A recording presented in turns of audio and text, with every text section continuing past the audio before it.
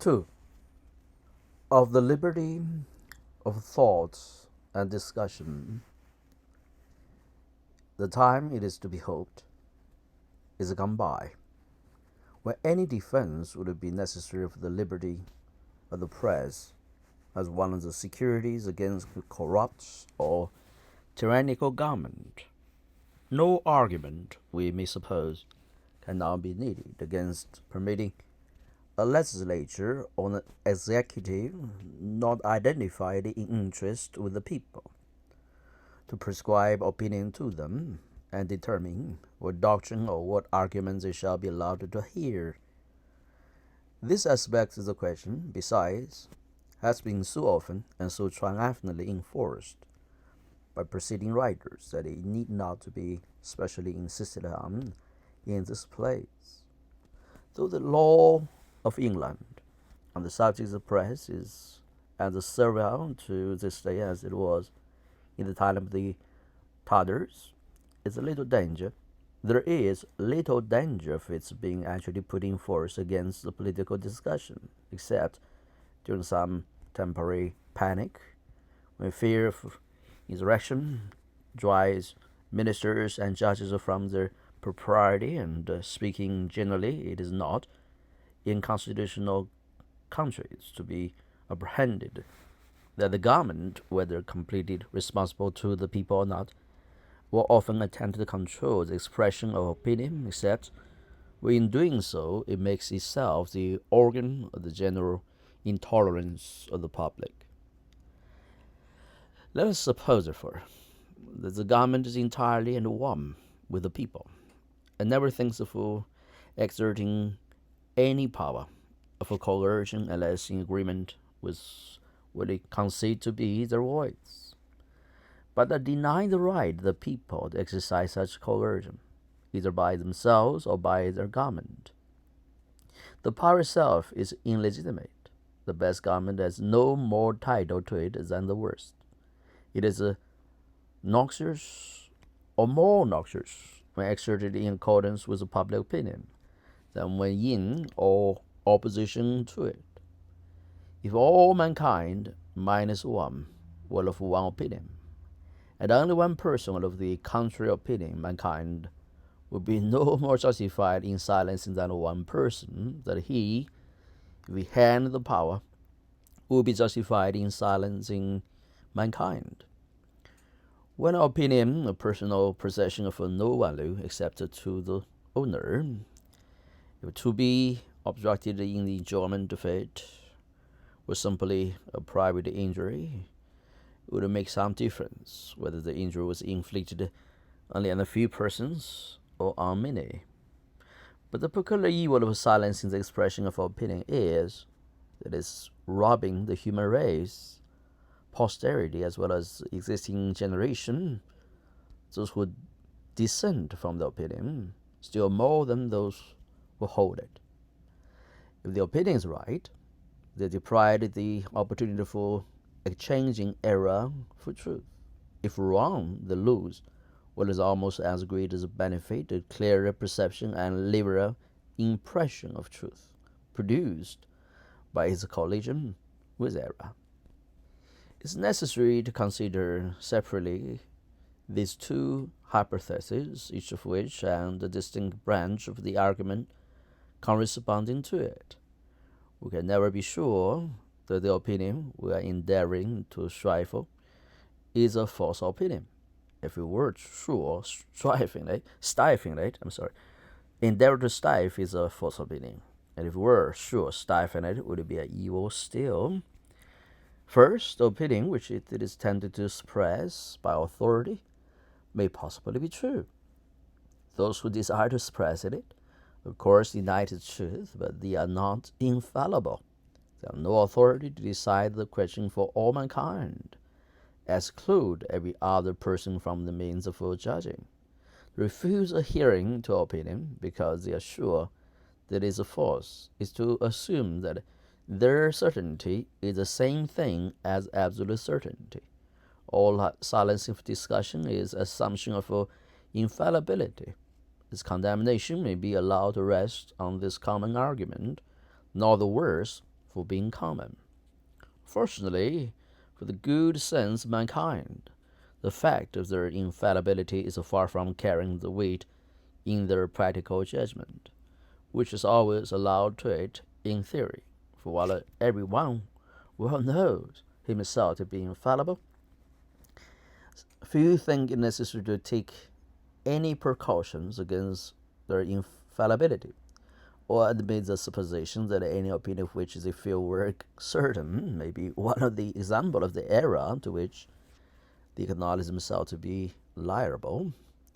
Absolute princes or others who are accustomed to unlimited defense usually feel this complete confidence in their own opinions are nearly all subjects. People more happily situated who sometimes hear the opinion disputed and are not wholly unused to be said right when they are wrong, place the same unbounded reliance only on such of their opinions as are shared by all who surround them, and to whom they habitually defer.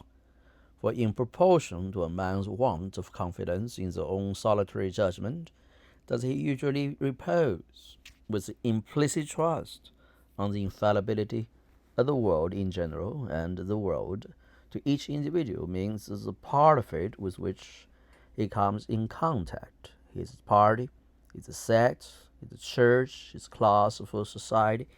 The man may be called by comparison almost liberal and large-minded, to whom it means anything so comprehensive as his own country or his own age. Nor is his faith in this collective authority at all shaken by his being aware that other ages, countries, sects, churches, classes, and parties have thought, and even now think, the exact reverse. He devolves upon his own world the responsibility for being in the right against dissentient worlds of other people. And it never troubles him. The merest accident has decided which of this numerous world is the object of his reliance, and that the same causes which make him a churchman in London would have made him a Buddhist and a Confucian in Peking.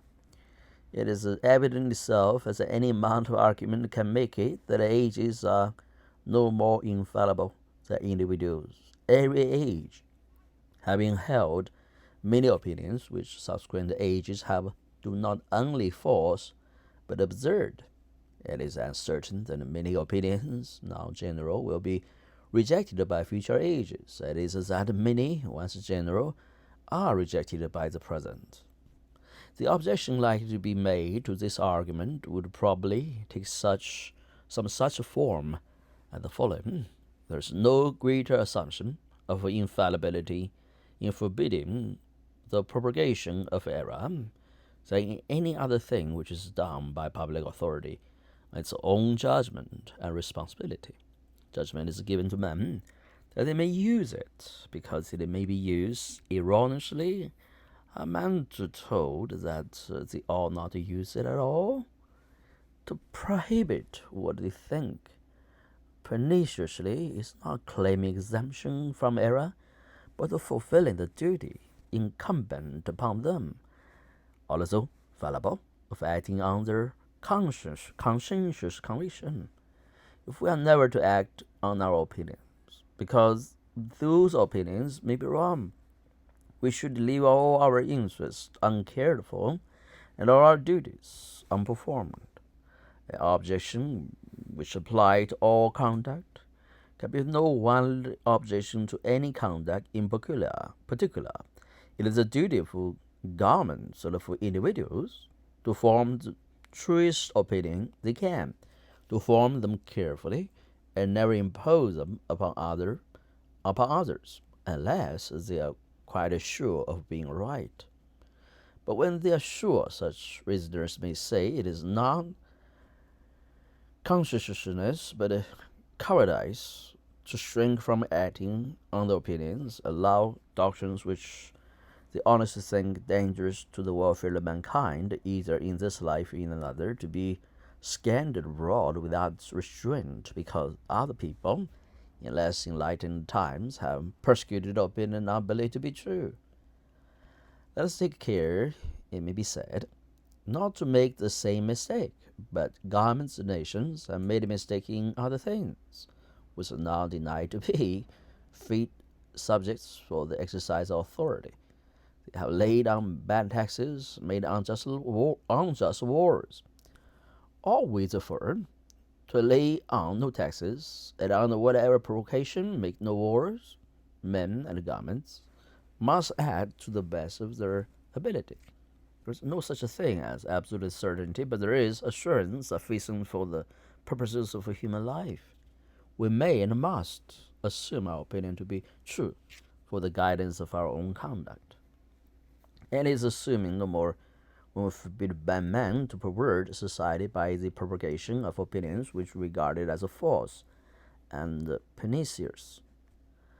After that, it is assuming very much more. There is a greatest difference between presuming our opinion to be true, because with our opportunity for contesting it had not been refuted, and assuming the truth for the purpose of not permitting its refutation.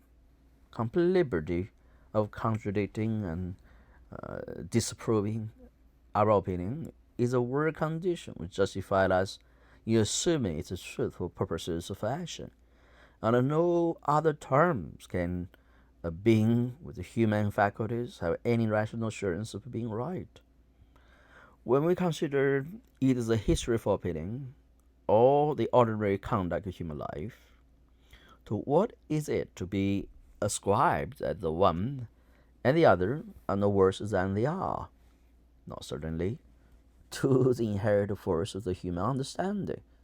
For any matter not self-evident, there are 99 persons totally incapable of judging of it. For one who is capable, and the capacity of the 100th person is only comparative. For the majority, the eminent men of every past generation held many opinions not known to be erroneous, and did or proved numerous things which no one will now justify. Why is it then that there is on the whole a preponderance among mankind of rational opinions and rational conduct?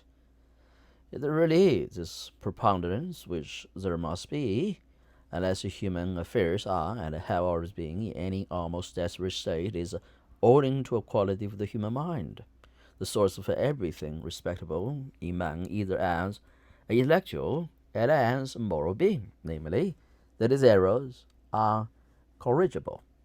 He is capable of rectifying his mistakes by discussion and experience. By experience alone, there must be discussion to show how experience is to be interpreted. Wrong opinions and practice gradually yield to fact and argument. But facts and arguments, to produce any effect on the mind, must be brought before it. Very few facts are able to tell their own story without comments to bring out their meaning. The whole strength and value then of a human judgment, depending on the one property, that it can be said right when it's wrong, reliance can be placed on it only when the means of setting it right are kept constantly at hand. In the case of any person whose judgment is really deserving of confidence, how has it become so?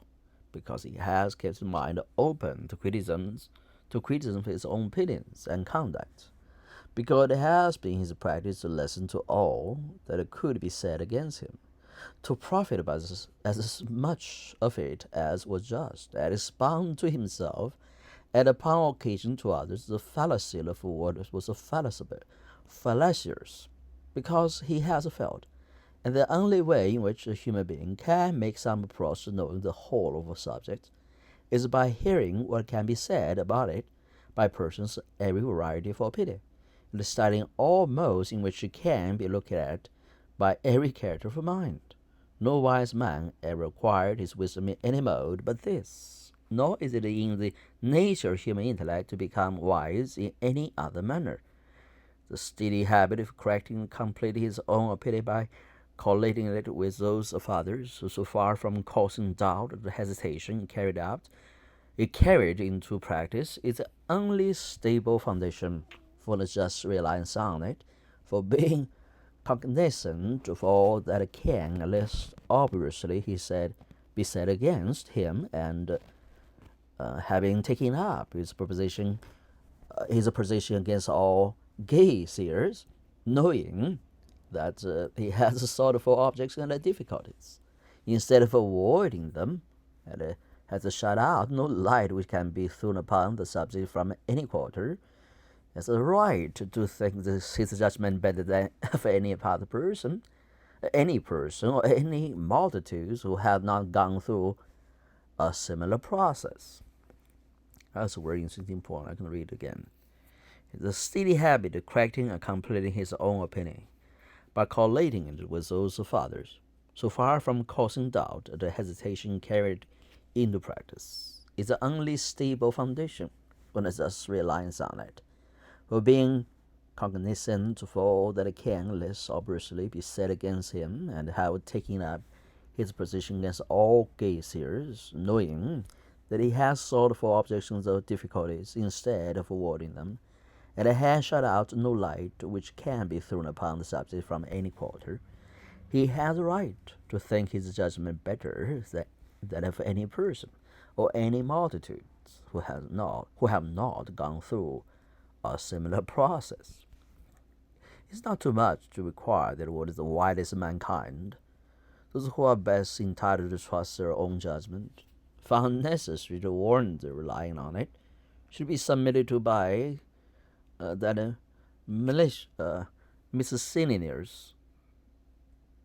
miscellaneous collection of a few wise and many foolish individuals called the public.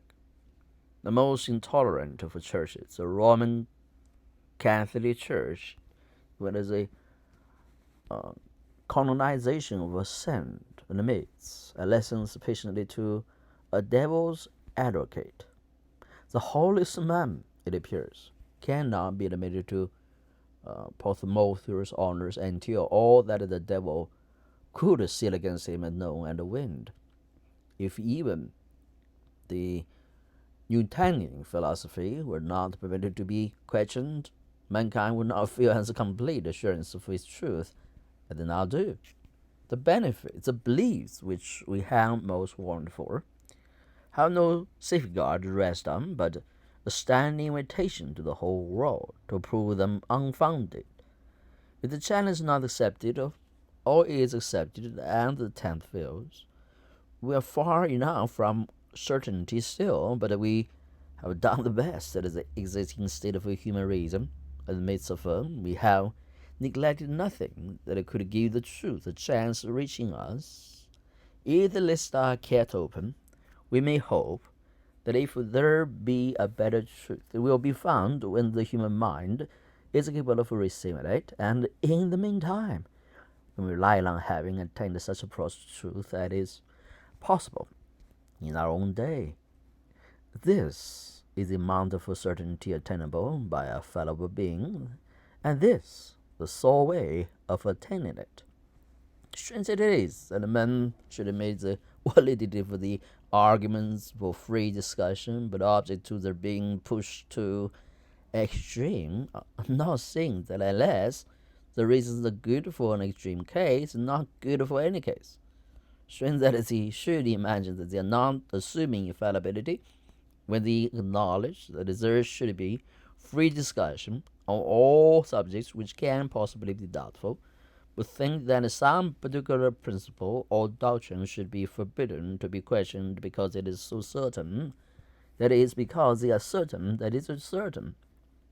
To call any proposition certain, while there is anyone who would deny the certainty if permitted, but who is not permitted to assume that we ourselves, and those who agree with us, are the judges of certainty, and judges without hearing the other side.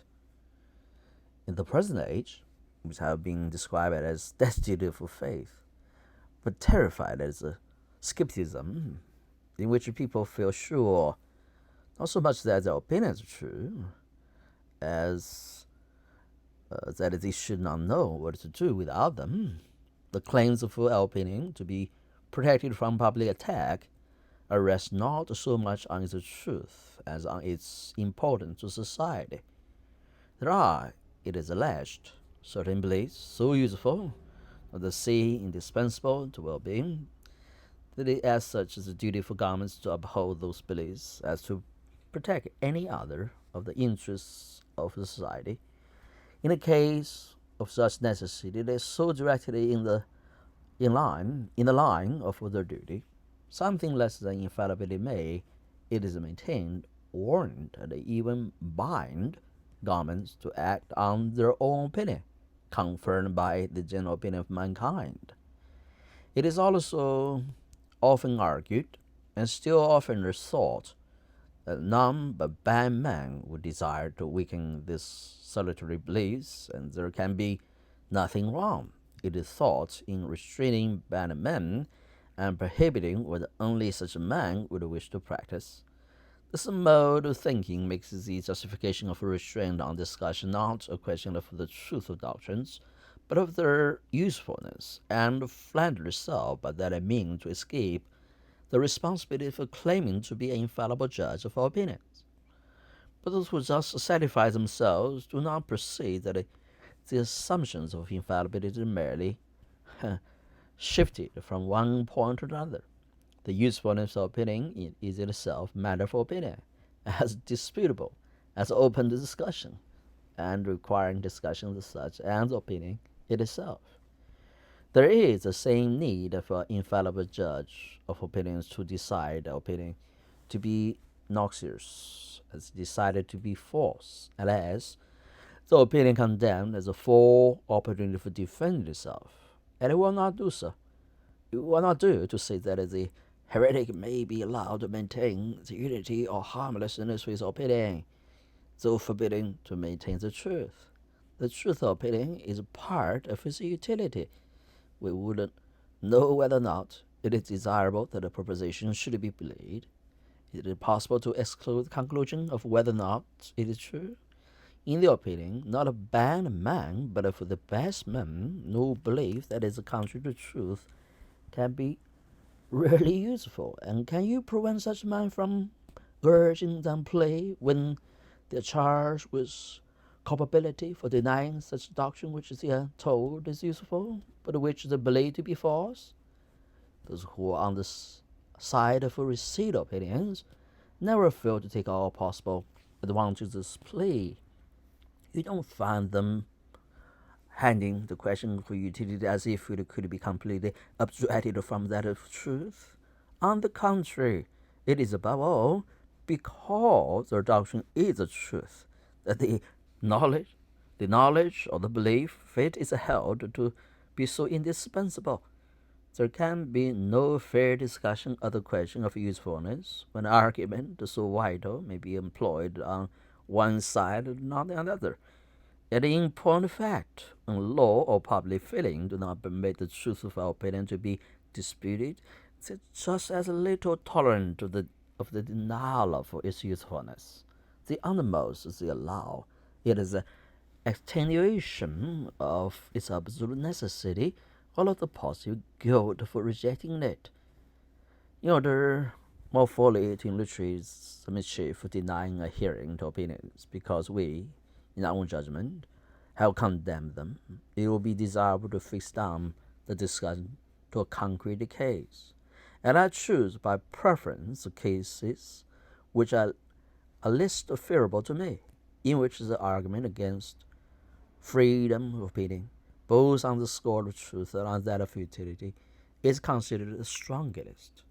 Let the opinions impunged to be the belief in a God in the future state, or any of the commonly received doctrines of morality, to fight the battle on such ground gives a great advantage to an unfair antagonist, since he will be sure to say, and many who have no desire to be unfair will say it internally, this is a doctrine which you do not deem sufficiently certain to be taken under the protection of law. Is the belief in a God one of the opinion to feel sure of which you hold to be assuming infallibility? But I must be permitted to observe that it is not the feeling sure of adoption, be it what it may, which I call an assumption of infallibility.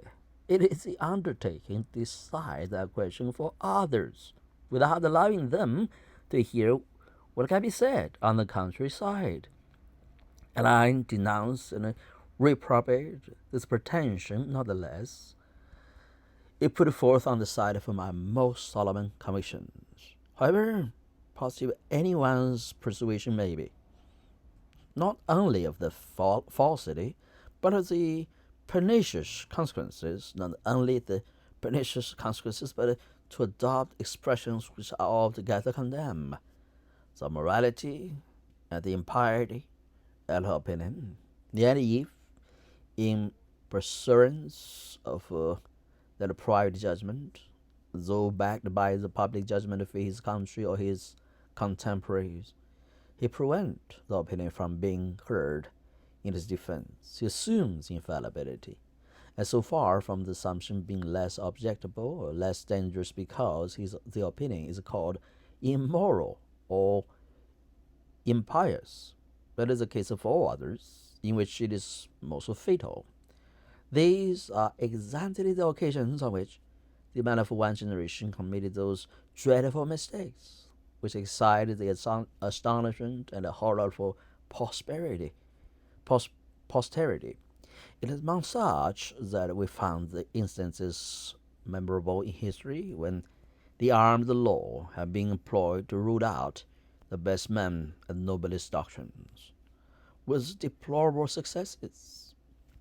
As to the men, though some of the doctrines have sworn to be, as if in mockery, invoked in defense the similar conduct of all those who descend from them or from their received interpretation.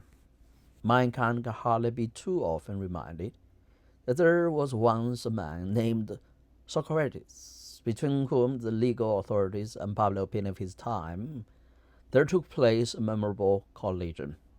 Born in age, a country abounding in individual greatness, this man had been handed down to us by those who best knew both him at the age and the most virtuous man in it. For we know him at the head and prototype of all subsequent teachers of virtue, the source equally of the lofty inspiration of Plato and the judicious Unitarianism of Aristotle.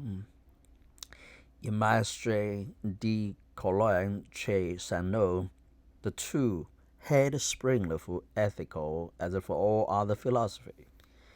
This acknowledged master of all the eminent thinkers who have since lived, whose fame still growing after more than 2,000 years, all but outwins the whole remainder of the names which make his native city illustrious, was put to death by his countrymen after judicial conviction for impiety and immorality.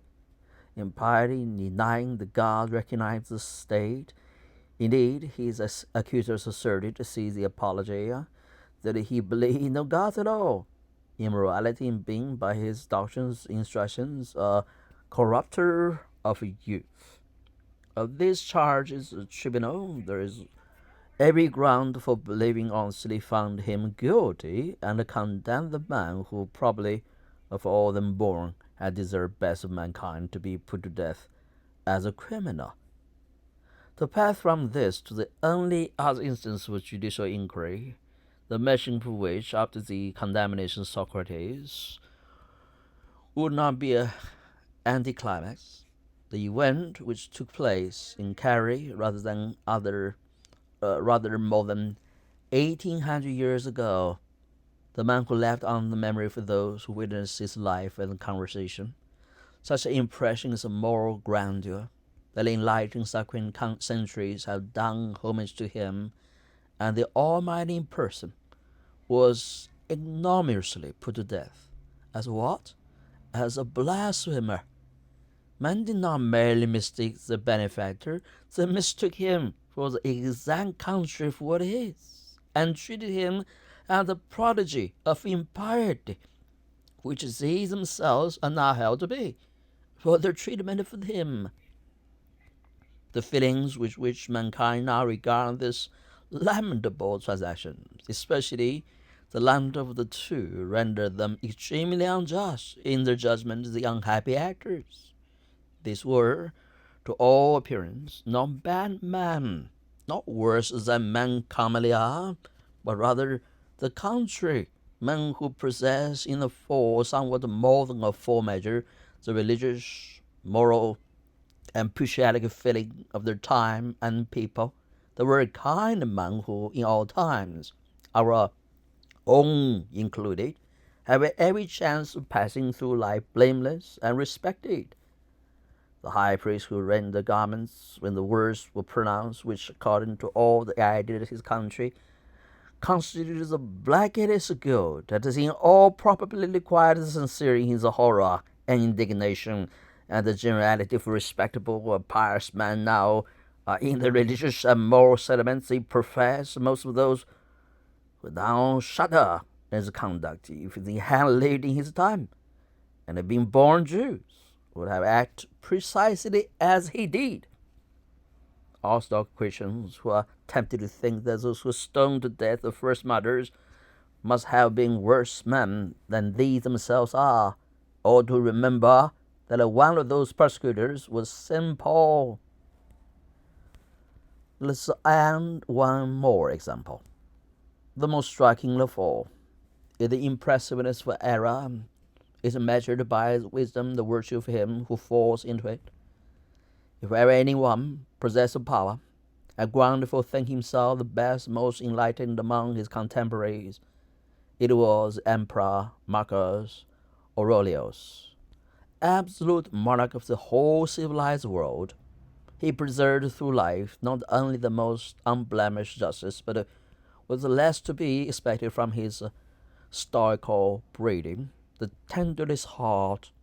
The few feelings which are attributed to him were all on the side of indulgence. While his writing, the highest ethical product of the Asian mind, differs scarcely, perceptibly, if it differ at all, from the most characteristic teachings of Christ. This man, a better Christian in all but the dogmatic sense of the word, than almost any of the ostensible Christian sovereigns who have since reigned, persecuted Christianity, placed on the summit of all the purest attainments of humanity without open, unfettered intellect and the character which led him himself to embody in his moral writings the Christian ideal, he yet failed to see that Christianity was to be a good and not an evil to the world, with duty to which he was so deeply penetrated.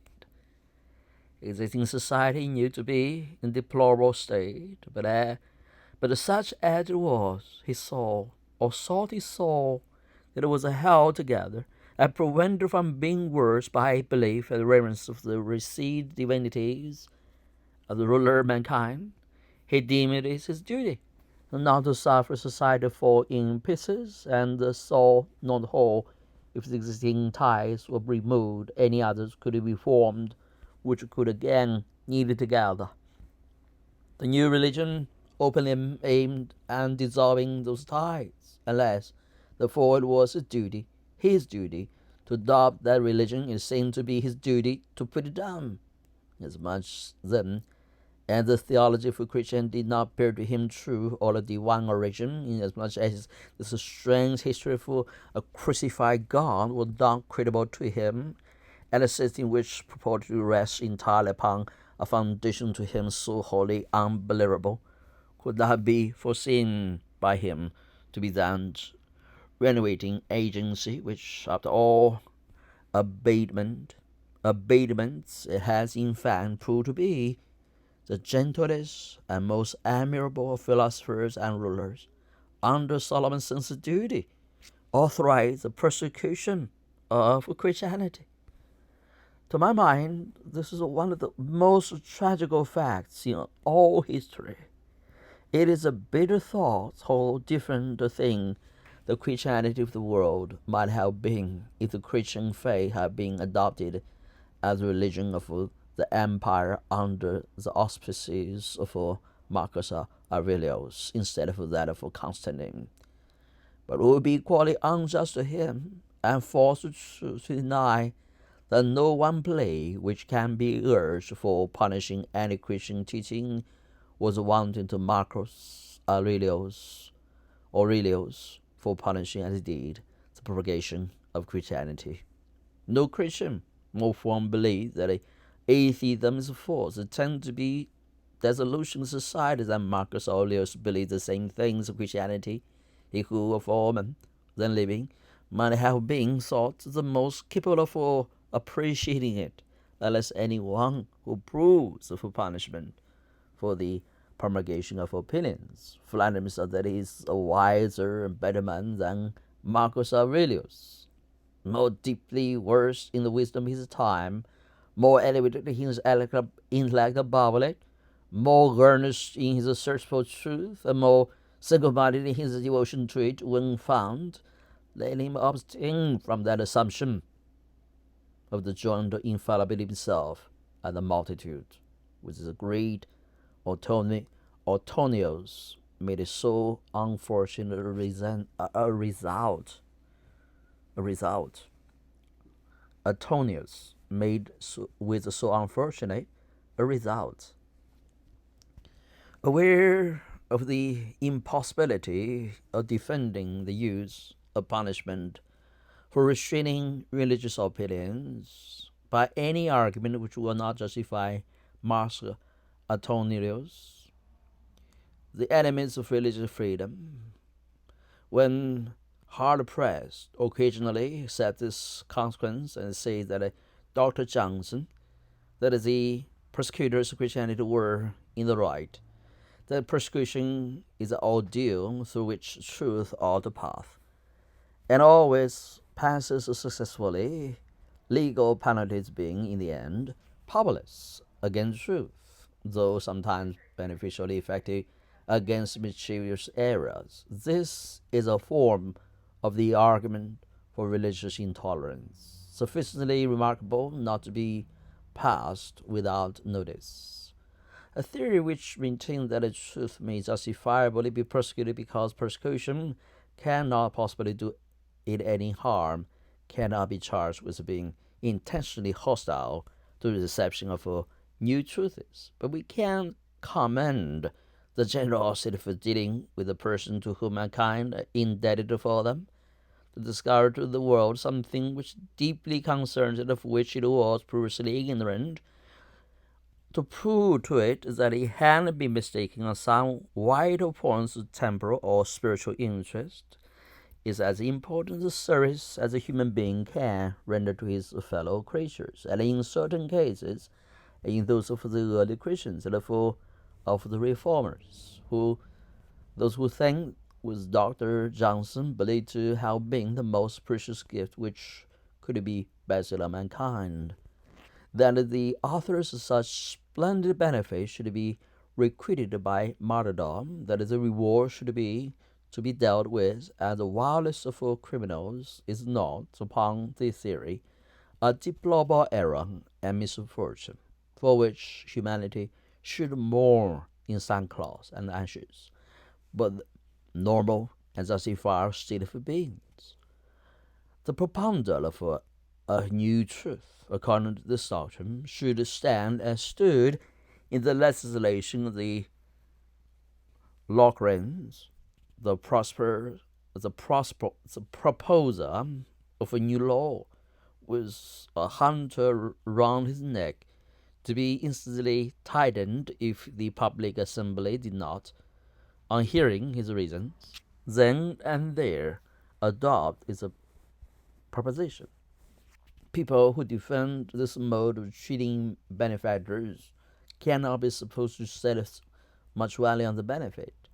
And I believe this view of the subject is mostly confined to the sort of persons who think that new truths may have been desirable ones, but that we have had enough of them now.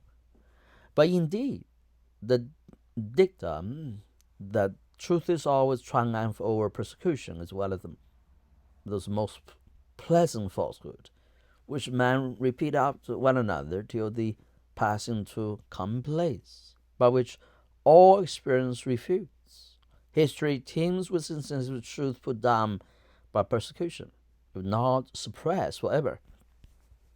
It may be thrown back for centuries to speak only of religious opinions. The Reformation broke out at least 20 times before Luther and was put down. And now the Brescian was put down. Fran Dolcino was put down. Savonarola was put down. The Abigails were put down. The Wardiels were put down. The Lollards were put down. The Hussites were put down, even after the era of Luther. Whenever persecution was persisted in, it was successful.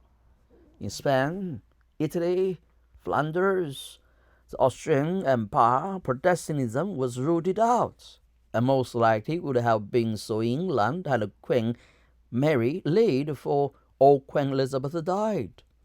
Persecution has always succeeded, see where the heretics were too strong a party to be effectually persecuted.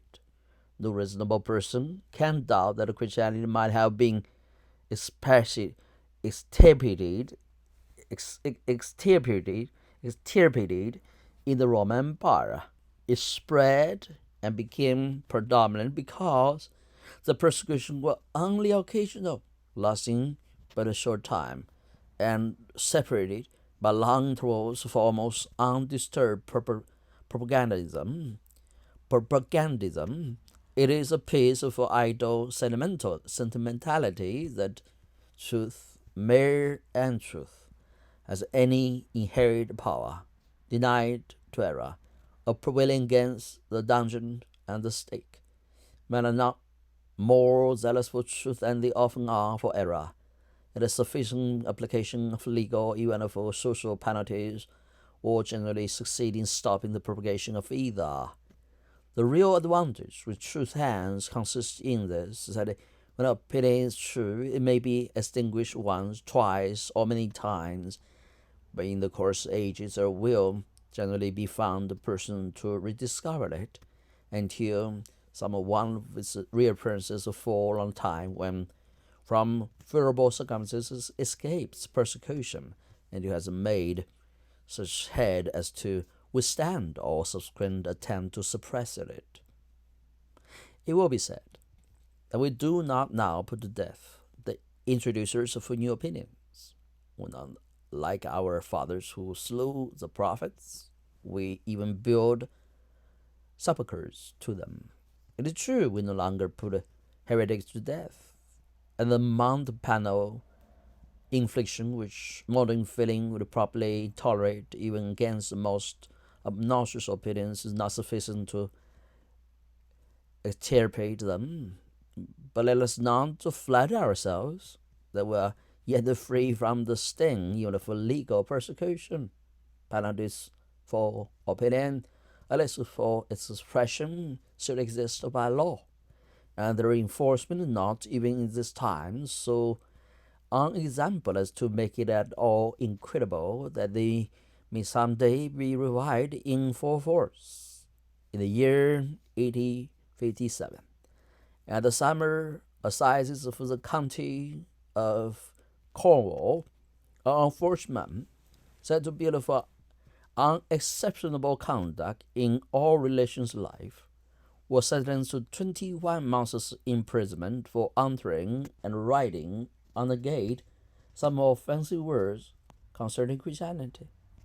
Within a month of the same time, the old Bailey, two persons, on two separate occasions, were rejected as jurymen, and one of them grossly insulted by the judge and by one of the council, because they honestly declared that they have no theological belief, and the third, a foreigner, for the same reason, was denied justice against a thief.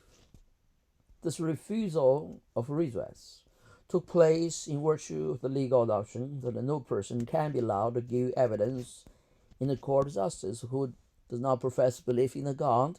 Any God is sufficient, and in the future state, which is equivalent to declaring such a person to be outlawed, excluded from the protection of the tribunals, who may not only be robbed or sorted with impunity, if no one but themselves or persons of similar opinions be present, but anyone else may be robbed or sorted with impunity, if the proof of the fact depends on their evidence.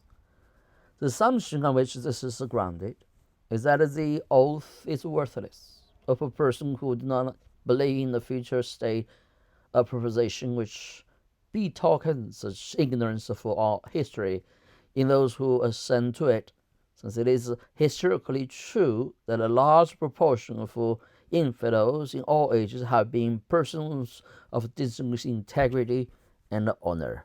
It would be maintained by no one who had the smallest conception how many of the persons in greatest repute with the world, both for virtues and for attainments, are well known, at least to their intimates, to be unbelievers.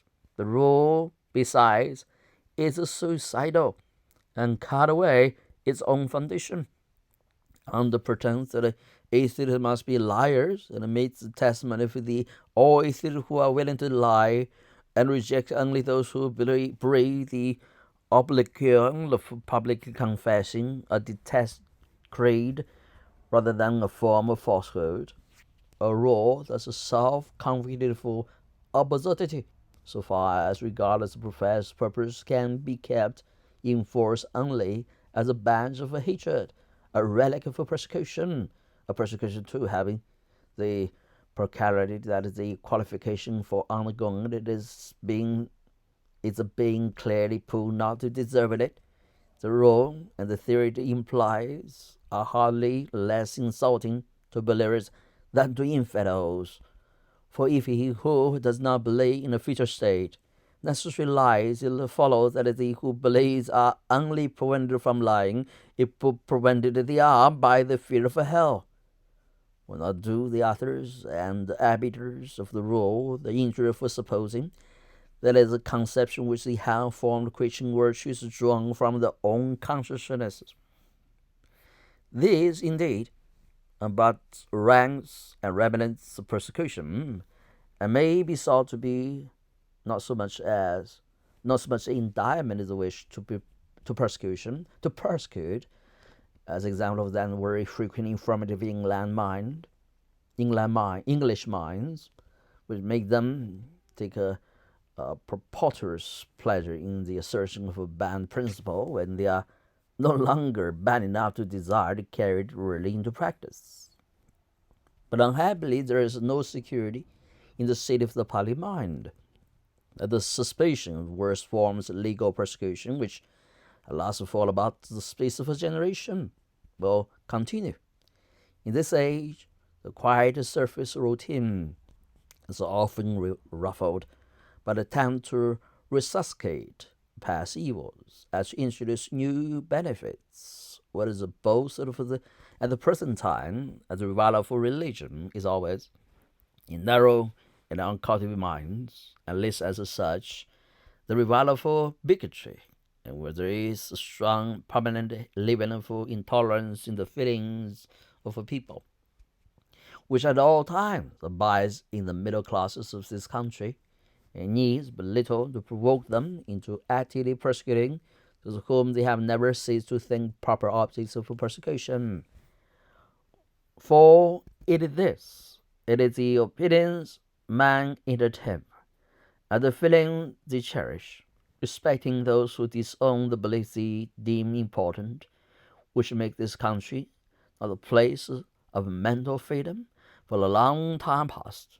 The chief mischief of the legal penalties that they strengthen the social stigma is that the stigma, which is really effective and so effective that it is that the professional opinions which are under the balanced society is much less common in England than is in any other countries. The avowal of those which incur risk for judicial punishment. In respect to all persons but those whose pecuniary circumstances make them independent of the good will of other people, opinion on this subject is as effectuous as law, man might as well be imprisoned and excluded from the means of earning the bread.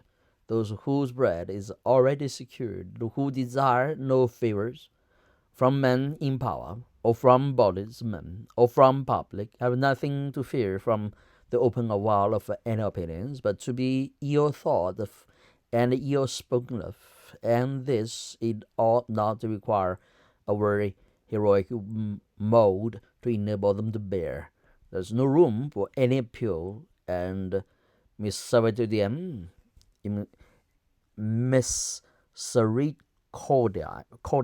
misericordiam in belief in behalf of such persons. But we do now inflict so much evil on those who stand differently from us that they were formerly our custom to do. It may be that we do ourselves as much evil as ever by our treatment of them. Socrates was put to death, but the Socratic philosophy rose like the sun in heaven and spread its illumination over the whole intellectual firmament. Christians were cast to the lions, and the Christian church grew up a stately and spreading tree, overtopping the old, less vigorous growths and stifling them by little shade. Our merely social intolerance kills no one, roots out no opinion, but induces men to disguise them or to obtain from any active effort for their diffusion.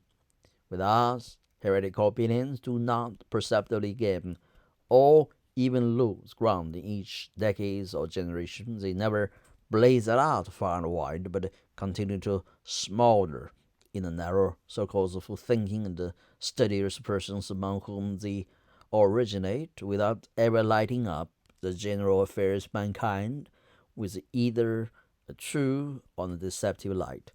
And thus is kept up the state of things were satisfactory to some minds, because without the unpleasant process of finding or imprisoning anybody, it maintains all prevailing opinions hourly undisturbed, while it does not absolutely interdict the exercise of reason by dissentients afflicted by the malady of thoughts. A convenient plan for having peace in the intellectual world and keeping all things going on therein, very much as they do already.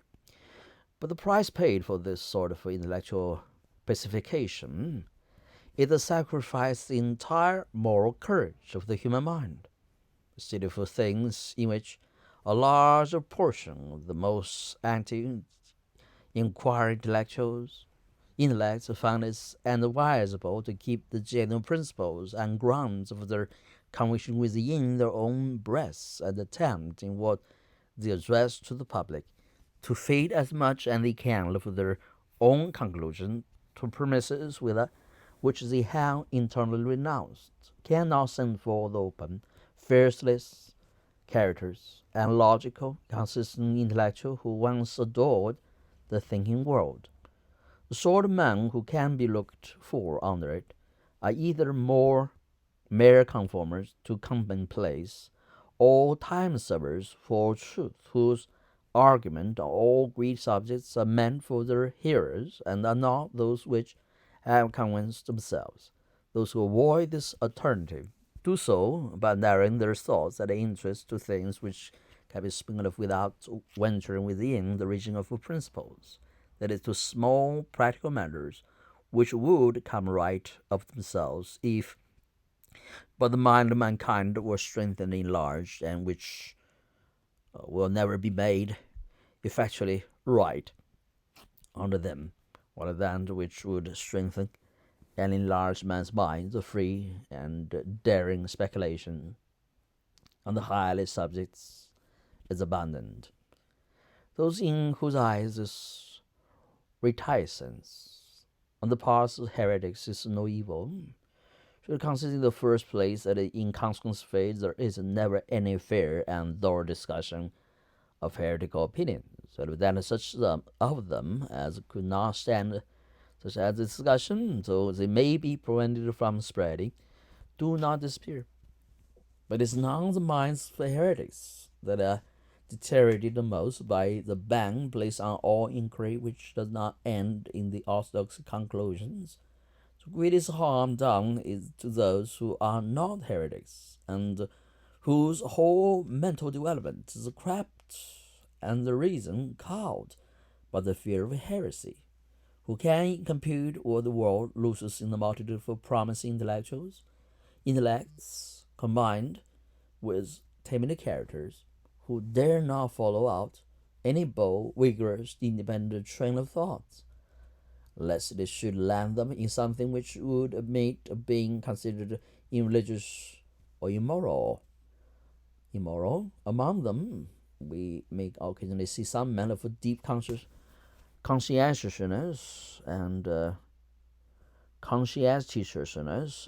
subtle and refined understanding, who spends a life in sophisticating with the intellect which they cannot silence, and exalts the resources for ingenuity in attempting to reconcile the promptings of his conscience and reason with orthodoxy, which yet he does not, perhaps to the end, succeed in doing. No one can be a great thinker who does not recognize that as a thinker it is his first duty to follow his intellect to whatever conclusions it may lead. Truth gains more even by the errors of one who, with due study and preparation, thinks for himself, and then by the true opinions of those who only hold them because they do not suffer themselves to think. Not that it is solely or chiefly to form great thinkers that a freedom thinking is required.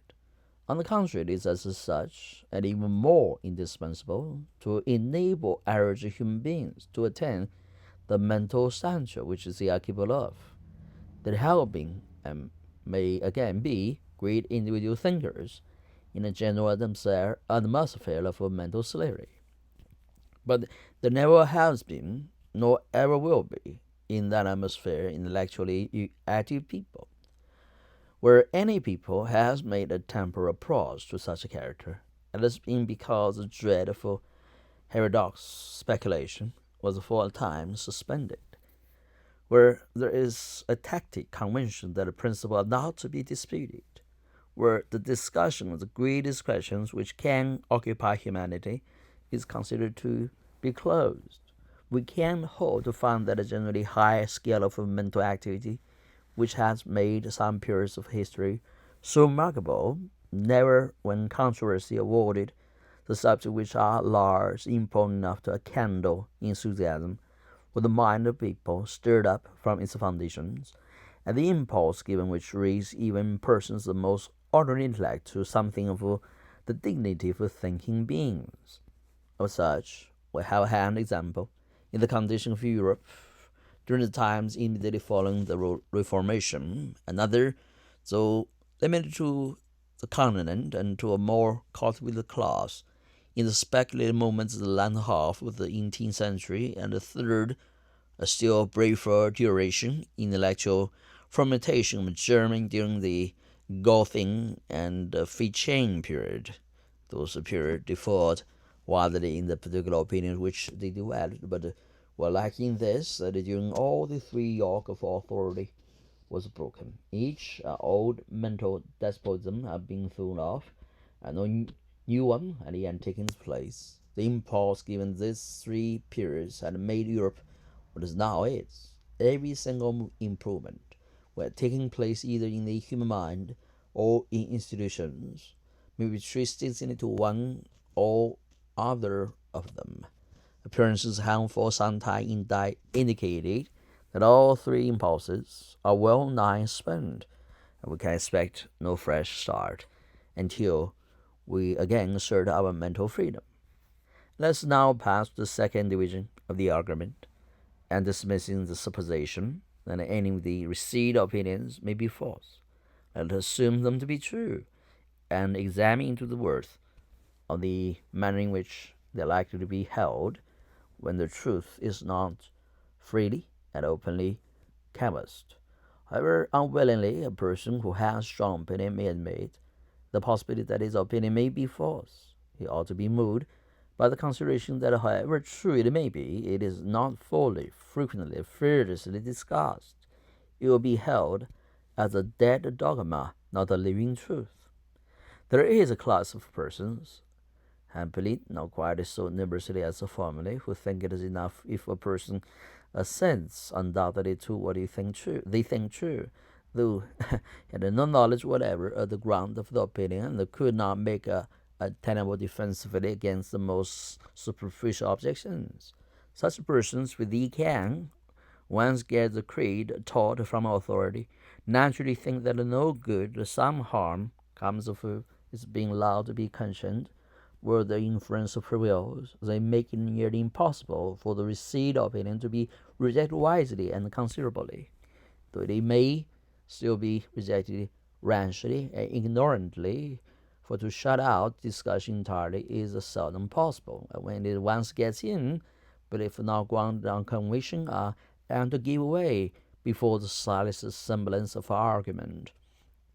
Wavering, however, this possibility assumes that the true opinion abides in the mind, but abides as a prejudice, a belief independent of and proof against argument. This is not the way in which the truth ought to be held by the rational being. This is not knowing the truth. Truth, thus held, is but one superstition, the more accidentally clinging to the words which enumerate the truth. If the intellect and judgment of mankind ought to be cultivated, a thing which Protestants at least do not deny, on what can these faculties be more appropriately exercised by anyone than on the thing which concerns him, so much that it is considered necessary for him to hold opinions on them?